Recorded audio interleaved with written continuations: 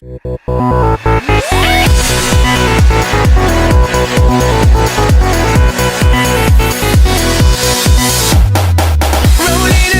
at the speed of sound. Got places to go, gotta follow my rainbow. Can't stick around, have to keep moving on. Guess what lies ahead on Perfect.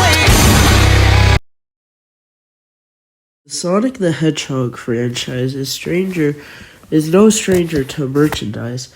We have so much Sonic figures these days, it's kind of hard to comprehend. So that's why today I'm going over the good, the weird, and the bad Sonic merch. So without further ado, let's begin. We will begin with the bad Sonic merchandise, and a merchandise company that is considered bad in the Sonic fandom is Toy Network, and I can see why. They made a terrible Cream the Rabbit plush.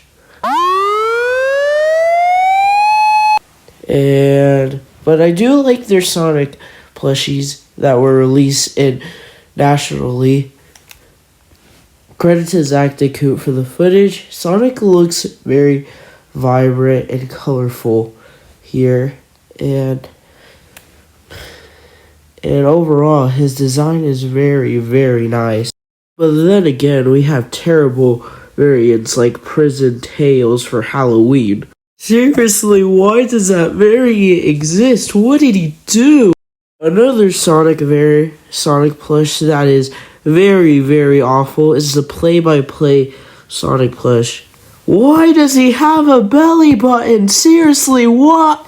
This wouldn't be a retrospective of a bad video if I weren't mentioning the company Toy Island, and most of their products are really good except for their Sonic X Amy.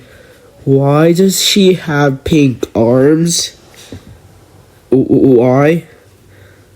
Please, someone tell me why. The final piece for the bad section of this merchandise is gonna be the Sonic Movie 1 roller spinner thingy by Jakks Pacific, and those ugly Sonic cup toppers. Need I say more? Moving on to the weird section now. So, we're going to start off with the Sonic Movie 3 Sonic Happy Meal toys. I really love these little thingies, but still, I think they're kind of weird because their faces are kind of goofy. The main gimmick of these toys are to roll around. Yeah, that's it. But they're still cool nonetheless. I'm just putting it in this section. That goes for the Sonic Movie 2 toys as well. They're also kind of goofy.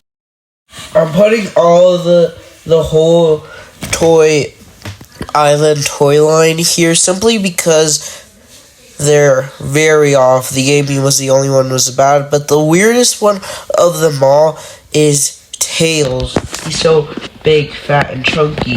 But overall, the whole Toy Island toy line is gonna be going here. The next thing that's gonna go here is the Toy Factory Sonic plushies. They're not bad per se, they just look a little bit goofy. I feel like their hands and legs are too skinny for them.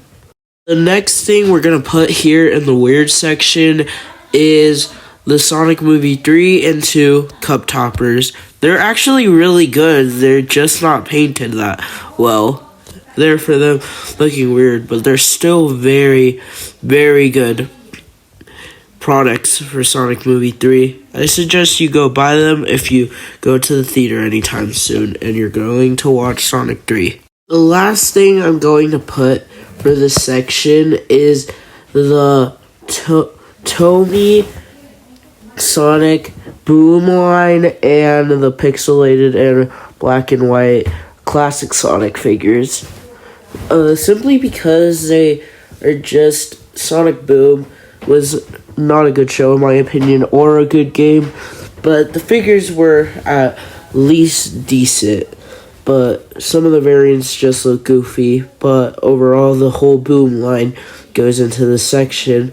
but the pixelated Tomy stuff and classic Tomy stuff and the black and white Tomy stuff look kind of off, to be honest. Anywho, now let's move on to the good merchandise.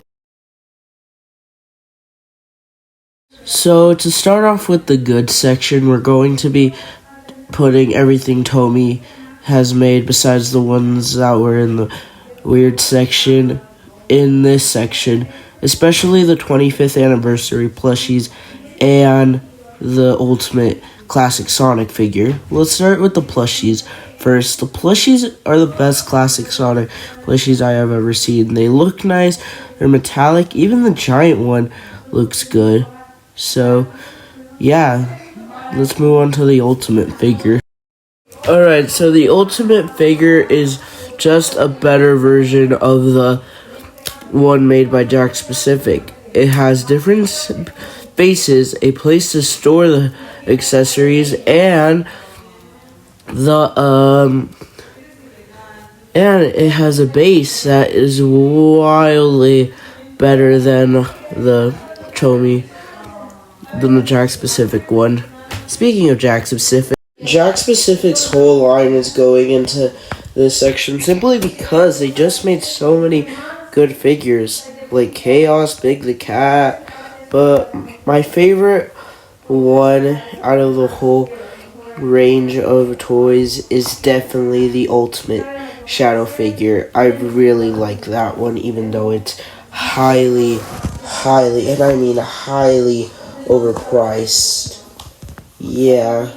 Is what I would have said if the movie line didn't exist. Yeah, the movie line is by far the best part of Jakks Pacific's toy line. The movie talking Sonic figure is absolute perfection. The glow in the dark figures are also perfection, and the Shadow with the motorcycle and the 2.5-inch figures and the base figures are just amazing too. Another piece of merchandise I want to throw in here is the Build-A-Bear Sonic plushies, especially the movie ones. Those ones are masterpieces, especially the Shadow one. But anywho, that's gonna wrap up this video. I hope you all enjoyed it, and thank you, special thanks to Zach DeCoot for letting me use his Toy Factory's Toy Network Sonic footage. Wait, never mind. The Sonic wrapping paper is the best piece of merchandise.